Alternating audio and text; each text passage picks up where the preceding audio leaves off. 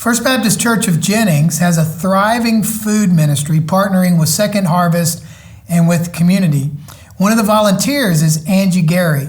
You'll learn today that Angie Gary used her skill working in the public sector to be an active partner in the food ministry service at First Baptist Church of Jennings. You'll enjoy her story and her personality. And I want to introduce you to Angie Gary, who's been in the Second Harvest Food Ministry here at First Baptist Jennings for quite a while. Been great in administration and assistance. Angie, thank you so much for being with us and telling a story. Now, before we get to the stories, your background before coming to be a volunteer here was in what? I worked for the food stamp office, food stamp, welfare, child care for 30 years. 30 years, okay. And I've noticed since you've served here that you know just about everybody in town. Right. I grew up in this town and I went away to college and then I came back, worked in Crowley a little while and then in Jennings and then I moved on to Lake Charles, but I still developed a lot of friendships with the people and a lot of camaraderie and they trusted me and that's a good thing. So you started volunteering here and it just really touched your heart. Tell us a little bit about why one of my guesses is it's kind of similar to the work you were doing, but right. Same people group, but why did it touch your heart so much? Very blessed that I was able to retire at a young age, and I love volunteering. My mother always said I had a servant's heart, but it wasn't for me. I didn't want to glorify me or anything that I did. I always wanted to glorify God in whatever I did. And just be a blessing to others because I was blessed in so many ways throughout my life, including the job that I got because I would have never gone to work at the welfare office. I had a marketing degree. But a lady that went to church told me to take the civil service test and hired me. And now that I'm older, I could see where it was just all in God's plans. But at the time, I didn't actually realize that. But I've made some very good relationships with some of the people that I actually didn't know in my office and some that I did know from my office. And still have those relationships today. And there's a shirt that a lot of the people wear over here that says it's not about the box. And it's not about the box of food that we give. It's sharing God's love and planting seeds, showing them how Christians act and living that life daily. And some of them have my phone number because they've called church and needed to have some stuff delivered. As one lady today, I'll be delivering her a box. She lives in the housing projects here, and she's on chemo at home. She cannot get out. And when I called her to see if she would be home, she said, "Oh, you have blessed me so much today." I said, "Oh, not me, God."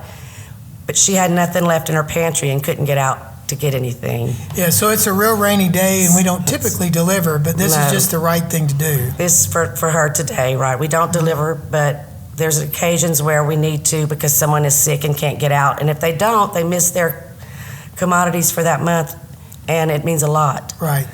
It really hurts their pocketbook a lot if they don't have a few things, you know? Yeah, absolutely. So what's some of the other stories of impact that, I know you've told me tons of stories of people we've touched. I have one girl that calls me. She lived here and she moved away to Basile to a housing assisted living place, but she'll call me 2 and 3 times a day, always 3 times a week. And there's one thing I can always count on. At the end of the phone call, she always says, "I love you."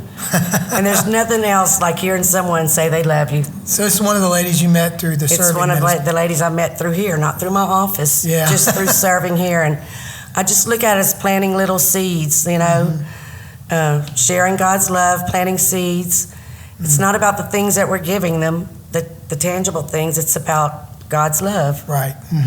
So for somebody watching this video that's thinking about starting a food ministry, what would be kind of one of the primary things you would encourage them to think about or do? Well, I threw you a curveball. You weren't ready for that. Right. We're lucky to have volunteers. I'm going to tell you, a good group of volunteers. Be sure you have a good group of volunteers because it is a lot of work.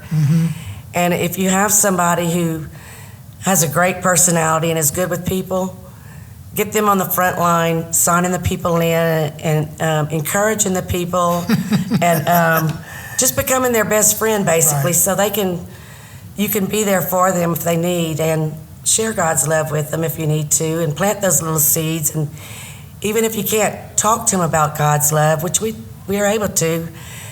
And we're very blessed that we're able to, because they usually tell us first.